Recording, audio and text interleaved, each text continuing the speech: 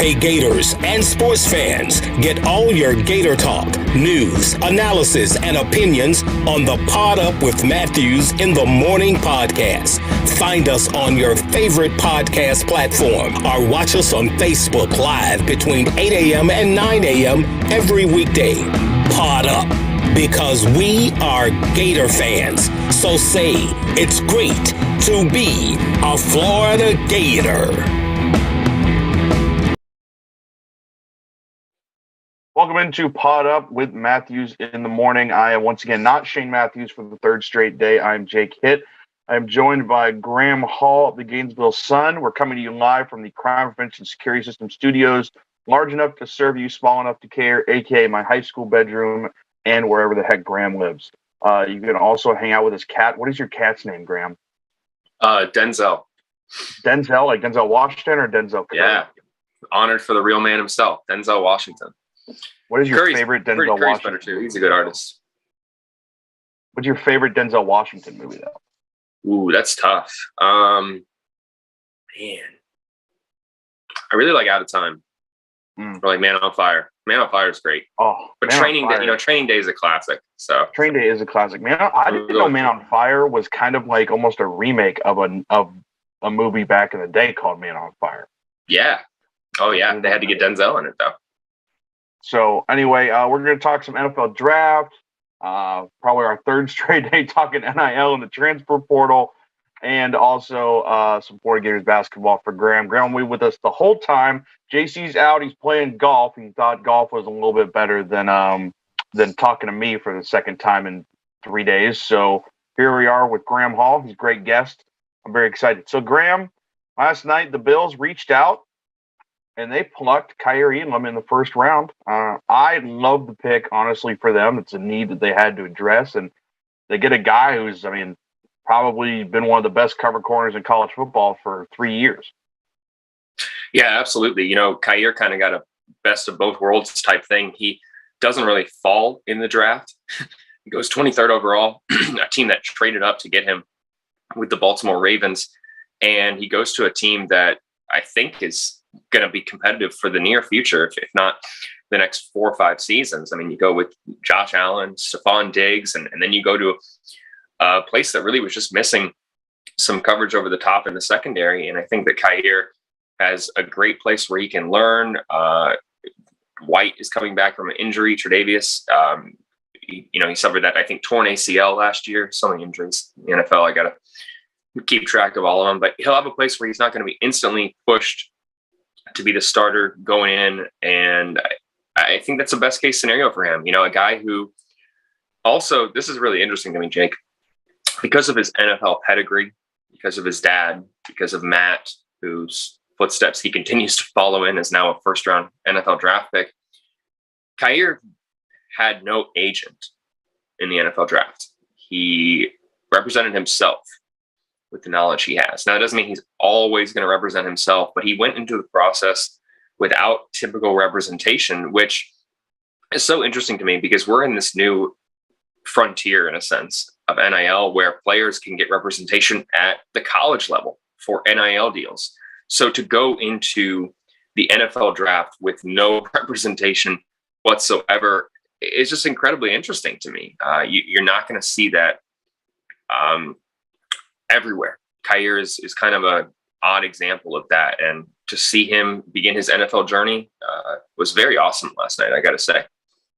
Yeah, that was, I remember hearing that at Pro Day too, and that was very, lack of a better word, that was interesting for me to hear as well. But the man just seems to have supreme confidence in himself and what he knows. And he just, every single time they ask, like, hey, that's pretty, that's pretty big, it's a pretty gutsy thing to do. He's like, he kept emphasizing that he wasn't doing it by himself, that it was his team that he'd had around him, some mentors, some other people, some financial advisors, other people he had hired, in lieu of an agent that kind of is, providing that advice and that mentorship that he needs. But like I said, I think the pick's good. Bleacher Report gives it a B. I believe Pete Prisco of CBS Sports gave it a B+. So I think that everybody agrees they addressed a need there. I think the concern with some people was tackling, but he's a cornerback, so how much tackling will he actually, need to do? But this is a good stat that Bleacher Report actually pulled. No Power 5 cornerback performed better than Elam over the last 3 seasons, according to Pro Football Focus. Led all Power 5 corners by allowing a 55.6 passer rating into his coverage. Yeah, no one threw it. I mean, no one threw at Kaiir last year. I think that is kind of one of the things that we don't talk about too much. He had the injury, and during the first couple games of the season, you saw teams, FAU, USF, kind of make the mistake to throw at him, and no other teams made that mistake the rest of the year. You saw teams actively scheme away from his side of the field. So I do think that NFL executives and scouts don't tend to read into the numbers from this past season as much as from his sophomore year, where he had 39 tackles, the fumble recovery, a couple interceptions. Was playing in a system that I think had another corner alongside him in Marco Wilson, who was able to fill in some gaps, and they had more experience. So Kaiir, I think, was more tested as a sophomore. So I would think NFL teams would use that body of work more so than his junior year, where he was kind of really on an island and not really getting a whole lot of things on film that he could put for NFL teams to scout. That, I think, was also kind of a sign of respect from the rest of the conference that, we already are considering this guy a first rounder. And so I think that also has to play into it as well. Yeah, I think I also read that he might have been the draft position might have been a product of how his team did in his final season. When your team goes 6-7 and has the problems that Florida had last year, it doesn't really get you a lot of screen time. It doesn't really get you a lot of attention from a national standpoint. I mean, you can still be a good prospect, and scouts can love you and teams can love you, but you're not going to get the national hype like an Aiden Hutchinson got, or Jordan Davis, or a Kayvon Thibodeau. Those kind of guys. So also your Carolina Panthers, they picked last night. What do you think of the pick? I think it makes a whole lot of sense to go offensive line, especially after seeing, and this is probably a good segue, especially seeing how the quarterback position played out in the NFL draft. There were a lot of people that were looking at the Carolina Panthers, another NFC South team, and I know it rivals a lot of teams that Florida fans like, and the Atlanta Falcons and the Tampa Bay Bucks, Saints too as well, kind of a Southeast conference there. The Panthers need a quarterback. I think that everyone knows that. Sam Darnold is not really necessarily the quarterback of the future. Many people thought that they could reach on Malik Willis and take him with that 6th overall pick. I think now we can sit back here Friday morning and say that would have been a horrible decision, because you then see 26 other teams pass on him, and he's sitting there in the green room at Las Vegas. I mean, poor guy has to spend his night in Las Vegas one night longer, dressed up so nice. He showed up thinking that he was going to be finding his next NFL home, so as well as Nakobe Dean and a lot of other guys did. That just isn't the way the NFL always goes. There's talent to be found in the 2nd round, the 3rd round, and Malik is going to have to wait. But as you can see, taking an offensive lineman, whether it was Evan Neal, whether it was the guy that took from NC State, whose name I'm not even going to attempt to butcher here, I think that just makes a whole lot of sense, because you need to get an offensive lineman. Even if you're a guy like Lamar Jackson, I know all these quarterbacks become so obsessed with, I need weapons. I need to take the heat off of me in the open field. You're going to need offensive linemen to have success at this level. So I think before you can address the quarterback position, you really have to address the offensive line. Or if you have a quarterback that you think is going to be contingent upon a strong offensive line, you have to go for the offensive line to really put them in the best position to have success, so you can know, okay, this is not the guy of the future. We can move on because you've addressed all the other pieces. I think that's what Carolina is doing in this draft, so they can know once and for all Sam Darnold is or is not the guy on the roster. Yeah, and you mentioned, quarterbacks wanting weapons. We saw a ton of wide receivers come off the board this first round. I think everybody was talking about, look, this is a sign of where the game is going and how much more emphasis is being put on that position. I mean, we saw 3 wide receivers go in a row. Back to back. And it was Garrett Wilson, Chris Olave, and Jameson Williams. One of those teams moving up to get him. Yeah, and then Jameson Williams getting moved up. The Lions going up to get him after already taking Hutchinson second overall. I think that is that's huge in my mind. I think that wide receivers are kind of going through a renaissance right now, I guess would be the term, where they are commanding more money than defensive backs are right now, because of, it's kind of like baseball in a sense. The vertical passing game has become so boom or bust, and having a vertical threat, speedy guy who can get away really can win you games. And teams are willing to pay for that right now, not even just through the draft, but they'll also re-sign guys. So you've seen Devontae Adams, you've seen A.J. Brown get that $100 million, $57 million guaranteed deal at the disappointment of Titans fans last night.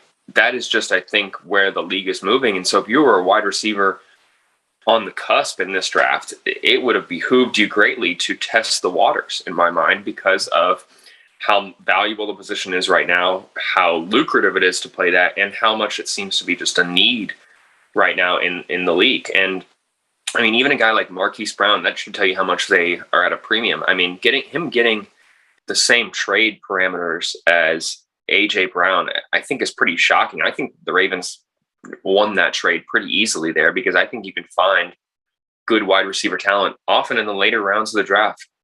So some of these teams that are reaching on guys in the first round, taking guys with the first round pick, you better be absolutely 100% sure that this guy is going to be a starter in the National Football League for several seasons. Otherwise, you should wait and take a guy who maybe plays at a mid-major school but has great stats and great measurables and is looking for a chance to break out in the next level. But a lot of teams clearly are prioritizing high round NFL draft picks with wide receiver position, because that is popular right now. Money talks. Yeah, and there's an effect that's really led to the continuation of a theme that we've seen over the last few years. I'll tell you about that in a second. First, I'll tell you about South State Bank. At South State Bank, we understand that small businesses need a community business partner that they can rely on. South State has 4 convenient locations in Alachua County. South State Bank, banking forward, member FDIC. So it's very funny that we saw this run on wide receivers in the first round, because then that kind of left the Green Bay Packers holding the bag a little bit, because I don't think they wanted to take a wide receiver at the pick they had, because that would have probably been a reach for them. So they end up taking a linebacker, which they definitely needed. But they ended up taking not Nakobe Dean from Georgia, but his teammate in Quay Walker, which is very interesting for me. And then they come back in the 28th pick, and they're like, people are like, oh, this is going to be Pickens. And they double down and they get Devontae Wyatt, a defensive lineman from that Georgia defense. So it was kind of funny to see the continuation of the Packers just refused to get Aaron Rodgers any help in the first round in terms of offensive talent.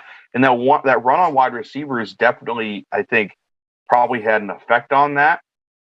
It's also part of a record for Georgia. I believe 5 defensive players is the most ever taken off a team in the first round. Yeah, that should, I think, tell people right there how dominant that Georgia defense really was last year. I think that we saw that multiple times last year, even when people were saying, oh, Michigan was going to jump all over Georgia. I think teams that had played that defense were sitting here saying, hey, this is something like people have never seen at this level. The amount of 5 stars that they took a couple years ago and now have developed them into first and second string guys. I mean, some of the names we didn't even see represented, like I said, Nakobe Dean, Will Anderson, and not even eligible for the draft, and could be the consensus number 1 overall pick next year. That Georgia defense is going to continue to break records. And I don't think we all should have been really surprised that it was rewarded in so many number 1 picks. But I think that it also accentuates the talent disparity in college football right now. Jake. I mean, so many people sit there and say, well, how do you know that the SEC is really the best conference? Well, let's look at it. Georgia had 5 first-round draft picks. The Pac-12 combined had 4. The Big 12 didn't have a first-round pick. So one team from the SEC, and then you factor in the Kaiir Elams and Evan Neals, the SEC dominated the first round once again, while 2 of the other Power 5 conferences combined didn't have more picks than Georgia, the national champion. So when anyone sits here and says, well, how do you know the talent is better in the Southeastern Conference? I think you can easily point to the NFL draft numbers and say, well, last year Florida just played against 9 first-round NFL draft picks, and there's levels to this. Yeah. Hey, look, it's not like the quality is going to stop coming because we got the second and third round tonight. We're talking to known SEC shill and Gainesville Sun Florida Gators reporter Graham Hall. I'll tell you about Celebration Point. It's where Gators come to celebrate with premium brands like Dave & Buster's, Bass Pro Shops, Hotel Indigo, Medici's, Kilwins, and the HBC's Restaurant Spurrier's Gridiron Grill, where you can get 50% off a bottle of wine every Wednesday. We will see you at Celebration Point, where Gators come to celebrate. So we mentioned this Georgia defense. One of those players ended up going number 1 overall to the Jacksonville Jaguars, Graham. I think a surprising pick for people. I think there are people who probably don't like it and people who do. That's with any draft pick, but I definitely feel like, especially with this one, taking a guy who is built like an edge rusher, but played mostly inside and a little bit outside for this Georgia defense, and he really played that position in that the quote unquote spread defense very well for them. So much so he did so well that it rocketed him all the way up to the number 1 overall pick in terms of the draft process. So I'm just interested to see what your take is on this. Should they have gone with Trayvon Walker, or maybe gone with somebody who was getting most of the flowers this entire season, whether it be Aiden Hutchinson or Kayvon Thibodeau, or even Evan Neal? Well, I'd like to think that if Will Anderson was eligible, that the Jaguars would not have selected Trayvon Walker and they would have taken Will Anderson. I would like to think that. I'm pretty interested by the Trayvon Walker assessment because one of the strongest suits for him, I think, his malleability, ability to play multiple positions in a 4-3. I mean, he can play inside, outside. Just being able to play kind of the three-tech position, I think, is his strongest suit because you really can use him in a variety of ways and disguise what he's going to do in the defense. It's very similar, though, in my mind to the argument kind of against Zach Carter, Florida defensive lineman. I know a lot of teams come out here and have praised his accessibility, his ability to play a wide range of positions. But in my mind, when you haven't really locked down one position, honed in on one position, or you're in between, in a sense, maybe changing your playing weight or attempting to change the way you play at this level, that can kind of scare some teams off in a sense and think that you're not this wide-ranging type player that many people want to think you are. For so long, the discussion was about Aiden Hutchinson being the number 1 overall pick, and I really kind of think that maybe this is a little superstitious here, Jake, but I'm of the belief that teams float these names out there to the media to get public reception, to see what people are going to think about the number 1 pick. And as I think you saw, it floated for so long about Aiden Hutchinson being the number 1 pick, you really didn't see a strong buzz from Jaguars fans. I'm not saying it was the wrong pick, but it just kind of was underwhelming in a sense. And that may not be anything to do with Hutchinson or his long-term ability. But I think that when you go from Trevor Lawrence, potential game-changing quarterback, franchise changer in a sense, hopefully, for that franchise, you're going to expect to do that once again with the same round pick. And I don't know if Hutchinson, Walker, Malik Willis, Derek Stingley, Evan Neal, Kayvon Thibodeau, are any of these guys franchise changers? I don't know. I don't know. Evan Neal wasn't even ultimately the first offensive lineman off the board. So I sit here and wonder, was this a draft where there was no clear-cut consensus number one pick. Hutchinson was the guy for so long, and then you ultimately have this kind of shakeup at the top. I was so sure that Evan Neal was going to be a top 5 pick, and then he falls to 7th. So there's a lot of unpredictability involved in the NFL draft, but I definitely believe that the Jaguars spent the last couple of months floating the possibility of taking Hutchinson, and then when they never got comfortable with it, the fan base never got comfortable with it, they never were assuaged of any fears they had to kind of go with a guy that just helped lead the record-breaking defense. And I think that makes it the safer pick ultimately than Hutchinson, who, while he did look good on film, I do think there are some concerns about him at the next level. With Walker, you have the proximity to home, you have playing at a high level, you have a really good health record. I think that for Jaguar fans, they can sit here and be like, this pick, even if it's not the best player in the first round, this is a very safe top 10 pick in my mind. Mm-hmm. And they also went defense later on in round 2 and got middle linebacker or inside linebacker Devin Lloyd, which I think could work out for them well. He's kind of a tweener too. You mentioned Trayvon Walker and his ability as almost cross-trained inside and outside. Booger McFarland mentioned that, look, he's definitely not going to play inside all the time. They're going to put him out there. He kept referring to him as a Ferrari. They're going to put that Ferrari on the road and let's see how fast it can go. They also, like I said, went Devin Lloyd, who I think led that Utah defense last year. So obviously they feel like the defense has been an issue.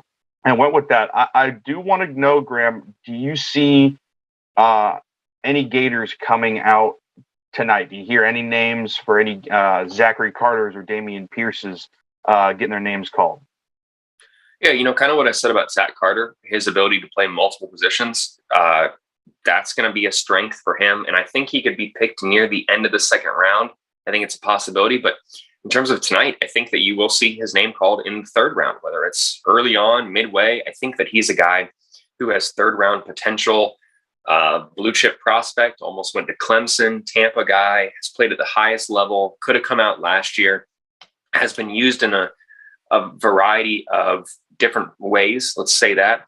And the same thing that I think worked against Kaiir Elam, if you're an NFL team, you have to assess the scheme aspect of Zachary Carter. I think very interestingly, did this guy play at his best in Todd Grantham's scheme?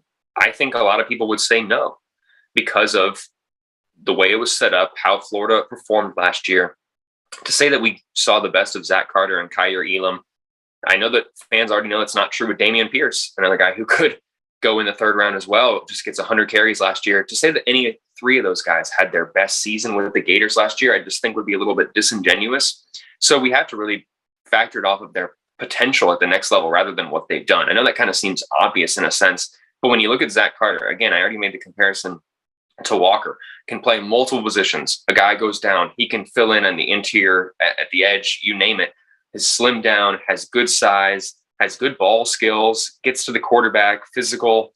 They're not a premium of guys who can do what he can do. I think that you will see a team take him in the third round. I think it'll be early in the third round. And even though there were no running backs taken in the first round of the NFL draft, and Damian Pierce, I think, is just sitting there around like the 9th or 10th best running back in this draft, I think that you will see a slew of running backs go at some point, kind of similar to like what we saw with wide receivers, where teams start realizing that they're going to have to take some of these guys just to have skill positions on the field, even if you're going to think about using them at the Z spot or have them, work as wideouts. I mean, look at, a guy like Brandon Powell who did everything that he could to make it to the next level, whether it was lining up in the slot, lining up in the backfield. That is what I think a lot of guys are going to have to do at the next level. And having a guy like Damian Pierce, who has shown the ability to catch out of the backfield, bruise, goal line situations, 2-3 down back, his malleability, to use that word again, I think is the best feature for him and Zach Carter. And I think you'll see both of those guys go in the third round tonight. If they fall into the fourth round, nothing wrong with that whatsoever. I think that you'll see a couple other Gators go in some late rounds. Gene DeLance as well, one that many people aren't expecting. That clip of him locking up Jermaine Johnson, the FSU edge rusher, is making the rounds again from their game back in the regular season. So there are going to be certainly some Gators that go in the next 48 hours. Where they go and whether they find the best fits, that's the intriguing part to me, certainly. Yeah, don't worry. Jermaine got the best of him several times in that game, too. Let me talk about Chris Doring Mortgage, and then we'll go to break, and we'll be back with Graham Hall, the Gainesville Sun. At Chris Doring Mortgage, they do mortgage lending right, helping home buyers throughout Gainesville and North Central Florida. Call Chris Doring Mortgage today at 352-244-0840. We have Graham Hall, the Gainesville Sun on. We'll be taking a break, and we'll be right back. We want to take this moment to thank all our sponsors who keep the show going and pay the bills. Crime Prevention Security Systems, large enough to serve you, small enough to care. Titan MRI, Gainesville's only locally owned and operated MRI facility. Meldon Law, won't back down. Peachland Dental, Gator Nation's first choice for dentistry in Port Charlotte. Comfort Temp, comfort is our business, peace of mind is our promise. QC Kinetics, live pain-free with QC Kinetics. Our Gridiron sponsors are Auto ER, UF Bookstores, Celebration Point Town Center, South State Bank, Chris Doring Mortgage, Silverback Concrete Co., Ruse Ogra Agent, State Farm Insurance. Some of our touchdown sponsors are Campus USA Credit Union, Adams Rib Company, Doreen Wiebe Realtor, Caldwell Banker, MM Parish, Gator Dominoes, Celebrate Primary Care, Gator Bait Media, Style Cuts, Big Mills Cheesesteaks, Ironwood Golf Course. If you are interested in promoting your business on the show, visit potupwithshane.com and click the advertise button. Again, thank you to all the great businesses that support the show. If you like what we are doing here, make sure you follow us and support the businesses that support us.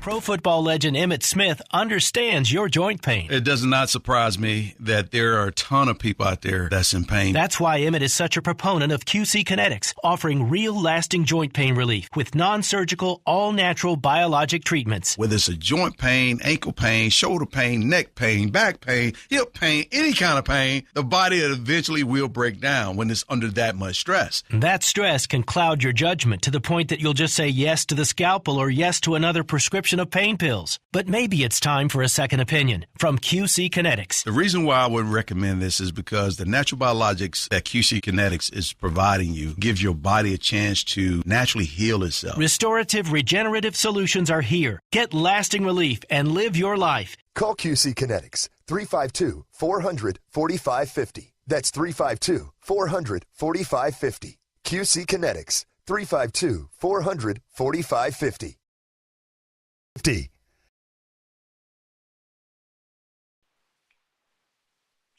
Welcome back to Pot Up with Matthews in the Morning. I am still joined by Gainesville Sun Florida Gators reporter Graham Hall and his lovely movie posters in the background, and his fantastic Bob Ross hair as well. He's probably got a couple paintings somewhere in his house. Let me tell you about Peachland Dentistry before we get started here, Graham, with our next segment. At Peachland Dentistry, they are Gator Nation's #1 choice for dentistry in Port Charlotte and surrounding areas.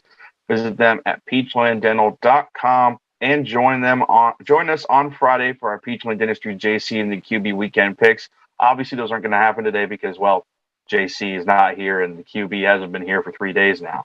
So it's just Graham and I shooting the breeze. So, Graham, moving over from the NFL draft, we've had some comments about Scott Strickland and this Tony Amato story that's come out of Gator women's soccer. Peyton Titus, if you haven't seen, broke the story for WUFT, the on-campus news station. So, shout out to student journalism. Always got to support those people. Graham and myself were student reporters once. And so, Graham, this is the second time we've seen Scott Strickland have to get rid of a coach because of turmoil within their own program in terms of their behavior. Yeah, it's certainly concerning. Let's call it that. I think that anytime you replace a woman sports coach that was also previously coached by a woman with a man, you are taking, I think, a big risk.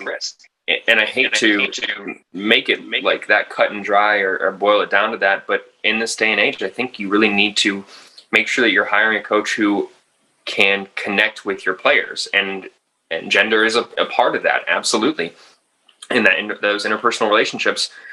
And it's clear here that the pattern between the Cameron Neubauer thing and the Tony Amato thing is that you have a head coach that was not, however they were talking to players, they were not building relationships in the right way. And that aspect of it is so incredibly important. And people may scoff at that and say, well, they're here to get a scholarship and win games and yada, yada, yada. The relationship building aspect is more important in my mind, if you ask me, because that's how you develop team chemistry and player between coach trust. I mean, players don't just innately trust their new head coach and come in believing that everything they do is correct because they've been well coached before and they have professional aspirations. They see how it should look. And so they can see red flags, and they can see the way their teammates are talked to, or other teammates are talked to around the country. And they can see, they can compare, and they can reach out and say, hey, does your coach talk to you about this? Do they do this? And when you are able to have so much clarity of the full context of the situation nationally, you can sit there and be like, well, what's happening to us is not the way it's happening here, and it's not happening there. And you start to realize that you're in a situation where your coach is not treating you the way that other people are being treated. And in this day and age, with the transfer portal, and with, let's also talk about the context of Florida just being a year removed, not even, from the Cameron Neubauer thing, I think that you have this situation where everyone should have been cognizant of the fact that you can't act like this to athletes, male or women, men or women. You can't act like this whatsoever. So to have this situation again, where a coach seemingly didn't get that message, felt comfortable talking about body image issues in a abusive way that made athletes doubt their physical prowess and their ability to play the game, I think that you start to wonder, okay, what are we doing wrong here at an organizational level? And this is where I give my opinion, and I'm no expert whatsoever. But it appears that if you look for a pattern between all the hires, between Neubauer, Amato, Billy Napier, and I could be wrong here with this, but we've heard no public mention of a search firm. And a search firm, the way that they're designed, a lot of people will say, well, why would you spend $400,000? If you're an athletic director who is plugged in, knows all these things, why would you use a search firm? Maybe it's a sign that you don't really know the landscape as well as you think you do, college athletics. And the reason you hire a search firm is so that they can take the fall if you miss anything. If you were interviewing a candidate who there were previous allegations about that maybe would have dissuaded you from making that hire. That was true with both Neubauer and Amato. If you look at both of them, Cameron Neubauer had former players at Belmont University who were alleging that he was the same way when they were there. And it took Florida women's basketball players just calling those former players for them to readily admit to what they were in for, what Neubauer was actually like. Then the same thing with Amato. In 2020, multiple athletes sent letters to the Arizona AD discussing Amato's behavior and how they felt. And then Florida, a year later, comes and hires him away. A search firm, theoretically, would have caught these things and stopped Florida from hiring them. That's the due diligence aspect. When there's a point in your career when you've spent 35 years in the building and you think that you make all these right decisions to get here, you can become a little bit too sure of yourself, that you know who is the right person to lead the program for you. If I'm Scott Strickland, I would look and say, hey, maybe I'm not the right decision maker. And that moving forward, it would save me a huge headache, reputation-wise, and a situation like this, to shell out the extra money and hire a search firm rather than relying on internal ADs. Because clearly there have been some oversights, let's call it that, in the search process for new coaches that a search firm would fix. Either that or Florida is going to need to change their internal search policies, in my opinion, so that this doesn't happen again, so that anything from the recent past could be caught that could maybe dissuade Florida from giving one of these coaches $1 million. Yeah, it just seems like you know, it just seems like some of the three of the four coaches he's hired just have not panned out, and it's just gone down in almost a disastrous way for him. Whether it be Cam Newbauer and Tony Amato, or with the way Dan Mullen had this sort of kind of meteoric rise and then almost equally just catastrophic fall, to where now there's another guy that Scott Strickland had to hire. And honestly, it's a hire he needs to nail. It's very interesting because I think now opens up the conversation again between what is coaching and what is, I mean, I don't want to say abuse. What is coaching and what is not coaching? What is behavior that affects the mental health of your players and doesn't form a good relationship with you? Because some people will read that, oh, he was, your coach, you're supposed to be concerned with the physical aptitude of your players and their diets and things like that. But on the other hand, people will say, yeah, but not to the point to where it jeopardizes them mentally as people, right? And I think that's kind of the gist that I got from the story from Peyton. People can find it on WFT and read it for themselves and make their own conclusions. But I think we're getting now, especially with the transfer portal, we're getting now into where, we've always talked about how the coaching has to be different now, just because of the kind of people that are coming around and are becoming young people, and just the kinds of minds that we have now in today's day and age, and things are just changing standards wise, right? So now this almost is once again putting it more into the light and emphasizing that, the way coaches kind of have to behave or have to go about their business as coaches and make sure they're forming relationships with players, because, I mean, 1 second and boom, they're gone. They're out the door. Yeah, so many people are also coming out here and being like, well, isn't it a coach's job to discuss weight, nutrition, push athletes to get in better shape? Isn't that a coach's job? I see that a lot. And let's clear that up. It's not impossible for a coach to talk about the player's physical stature and well-being. But have you ever heard the phrase stay in your lane? There's a reason there's a team nutritionist. And there's a reason these people have degrees and doctorates and PhDs, because the coaches are not experts in nutrition as much as they want to think that they are. There's a reason that they have professionals around them. So according to one of the allegations in Peyton's story, you had a situation where Amato would disagree and shame athletes who were eating nutritionist approved food, receiving ketchup and saying it was empty calories. That is a quick way for a head coach to tell on themselves. There's a saying that you should be smart enough to know what you don't know. And if I was a head coach, and I think a lot of head coaches do take this approach, so it's not novel. You don't want to act like the all-knowing, because when you do, when you eventually make a mistake, do something incorrectly, your reputation takes a significant hit. So wouldn't you rather stay in your lane and make decisions based off what you have studied, become an expert in? And I think that that's not nutrition for head coaches. You don't see Billy Napier coming out here and saying, yeah, he needs to lose more and more and more weight, or he needs to, you don't see that very often.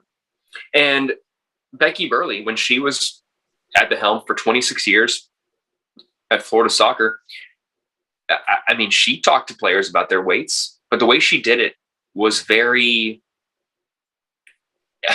insightful. Let me call it that. So here's how it would work with Becky Burleigh. You would meet in her office once a month or once a week, depending on who you were. And she would ask you how you're doing. How would you assess your own performance? What ways do you think you can improve? And then if she thought that you could get in better shape, she would show you clips of how you were running on the field. And she would say something along the lines of, do you think that this is the best? Do you think you are capable of running faster? Do you think that you could be at a better rate. And I think most of us would sit there and be like, well, yes, I think I can definitely do better. I think I can definitely do better. And then Becky would turn it around on the athlete, and she would say, well, what do you think, what changes do you think you can make in your life that would improve your physical performance? And then often the athlete would sit there and say, I can work out harder. I need to get in better shape. It really made for a period of self-reflection that players were comfortable with, because they didn't feel as if the head coach was going to admonish them or cut their playing time or make them feel bad about themselves. Having someone who was capable of doing that was also part of why Amato's approach has been so poorly received, because it is such a 180 from Becky's hands-on, considerate approach to kind of take this approach of, hey, I know what you should be doing for everyone physically, same nutrition plan, to go from this individual meet with me, talk about your performance and how it relates to your health. That is just such a 180. And to not understand, this is where I'm not trying to criticize Scott Strickland here, but to not understand how adored that aspect of Becky's coaching was, the off the field aspect, I do think that kind of shows I don't want to say ignorance here, but maybe just something that flew under the radar, because it wasn't just her wins and losses while she was in Gainesville. It wasn't just the national championship from 1998. It was the way that she continued to relate to players, and players didn't dislike her even when the results of the season were undesirable. I think that's a key part to remember. You can have losing as long as players feel as if they're improving and they feel like the program is heading in the right direction. That clearly was not the case with Amato. When we throw out all the other pieces, then wins and losses are going to often determine whether you return. And I think that is a huge part of the component here. There was no other reason to keep Amato here if he didn't have the interpersonal relationships and all these things. If he had a 4-win record in 20 games and didn't build relationships with players, then it's an easy decision in my mind, because you have to do one or the other. You have to win, or you have to build team chemistry that makes people think we're going to win here really soon. Mm-hmm. And, Amato having the worst record in Florida soccer history, I believe. Also a ton of players in the transfer portal. He's got a high turnover rate, but something else that's also affecting the transfer portal, and we'll talk about in a second. I got to tell you about Comfort Temp really quick. With this day in sports history, Graham, this day in sports history, Bo Jackson was drafted by the Tampa Bay Buccaneers, the lonely Tampa Bay Buccaneers. And you know what he did? He decided to go play baseball instead. Comfort Temp, comfort is our business. Peace of mind is our promise. Comfort Temp is now hiring team members with all levels of experience, great culture and benefits, and opportunity for growth. $1,000 sign-on bonus for qualified positions. Graham, if you want to make a little extra cash, definitely in your wheelhouse. Call today and learn more about a career with Comfort Temp Company, 352-376-2366. So I mentioned that the transfer was also affected by something else, because something that came out around last night was Isaiah Wong. Isaiah Wong is a guard for the University of Miami. They just had a fantastic Elite Eight run as an 11 seed. Wong being a key difference maker in that team. His agent has come out and said, if he doesn't get enough compensation, he's going into the transfer portal for his NIL. And this is pretty interesting, considering their mega donor, John Ruiz, and setting up Life Wallet and all this stuff, and him publicizing all of this. And now Isaiah Wong's representation is saying, hey, this guy wants more money or he's leaving. And I think I mentioned this when I was talking to Brent Baird yesterday. It's almost harder to manage a college basketball team now than it is a professional basketball team. Because now with NIL and the transfer portal, you got 13 guys on 1-year deals. Whereas a professional basketball team, you got some guys that are locked in. They can't really leave unless you get rid of them. But here, I mean, guys can leave just boom, boom, boom, boom, boom for no reason. And this is once putting into the limelight that NIL really isn't NIL at this rate. It's pay for play. Let's just be honest about it. I think that this is kind of like a reap what you sow type thing, if you ask me, because for so long, the year-to-year determination of a scholarship was up to the coaches, right? There's no such thing as a 4-year scholarship. if you are underperforming and you're on scholarship, the coach has always been able to tell you, listen, it's not going to work out here. You're not going to play. You should consider transferring to another level. And that kid would have to sit out and forgo a year of their eligibility because the coach thought that they could play at this level and it's not working out. The coaches had the power. Now you are seeing things change. And I think a lot of people are struggling to grapple with it, especially coaches, because now players can really capitalize on performances like they've never been able to before. Think of it. When we used to be a fan of the sport and a 3-star would overperform, people would really like that. They'd get excited and say, hey, we hit on a good guy. You know, they're outperforming their recruiting status. But what did that really mean for the player? Nothing, right? Doesn't mean anything.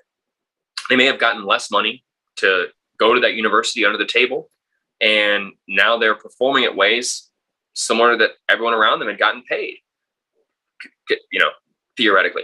And there was no recourse for them before now. And you also would bring in guys to the transfer portal until this year that you knew were maybe getting some deals under the table and we're going to just come in to boost the program, while the guys who were already there got nothing except a pat on the back and let's do it next season. Now you're having players, I think, try and capitalize on performance, which makes a lot of sense. But you're going to also see blowbacks from these NIL deals that you also see at the National Football League and in the NBA. Players consistently outperform their contracts in the NBA. Steph Curry signed a 4-year, $40 million contract when he had all those ankle problems and then became one of the NBA's best players. But he was wildly underpaid. They didn't change his deal. They paid him the next year when he could sign an extension. But when you're outperforming your deal and you've signed a contract, that's kind of the reality of the future. At the next level, you may underperform your contract. You may outperform your contract. But you previously agreed to be paid this regardless of performance. Now, a lot of that changes when you feel like you outperform, or that people who are going to have similar levels of performance to you get better deals because the market is changing. I can understand that is causing some ire for Isaiah Wong and his NIL agent. You got to also think NIL agents have a chance to get, I mean, I've heard anywhere from 5% to 10% to 15% of some of these deals. And you have to remember that's their biggest window to make some money, because there are so few NFL agents. And if you're an NFL agent, you're going to make about 0.5%, half of 1% of your player's lifetime earnings. So you could be an agent at the college level and make, you know, good money, a higher percentage, if you are pushing the guy who's you're representing to go out there and try and broker a new deal for yourselves. That is just the new reality. And the NCAA has kind of just said, we're not doing anything about this. Let everyone figure it all out for themselves. And, you know, we'll see what happens. We'll monitor inducement, but you can really bring guys into the transfer portal with NIL deals. There's nothing stopping players from getting induced to come to a school through NIL. How the rest of the team grapples with it, not getting a new deal after they have an Elite Eight season, that is something that programs are going to have to work on and figure out for the next couple of years.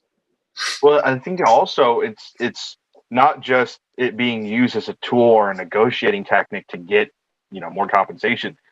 It's also, I think, the reason that the negotiating is happening, because you look at a guy, you know, Nigel Pack signs a 2-year deal, $800,000 with Miami plus a car, you know, through Ruiz's Life Wallet thing that he set up. And I'm sure Isaiah Wong looks at that, and, you know, there's a quote from his agent saying something like, you know, him leading this team or being a key contributor for an Elite Eight team should have him making as much or more as an incoming transfer who hasn't contributed. And so that's also where this is working both ways. You know, guys coming on because of NIL deals are forcing guys still already on the team who want more compensation, or at least some compensation. It's funny, though, too, because Ruiz is very much willing to go to war about this with Wong. He texted a message to ESPN saying, Isaiah is under contract. He has been treated by LifeWalt exceptionally well. If that is what he decides, I wish him well. However, I do not, in all caps, renegotiate. I cannot disclose the amount, but what I can say is that he was treated very fairly.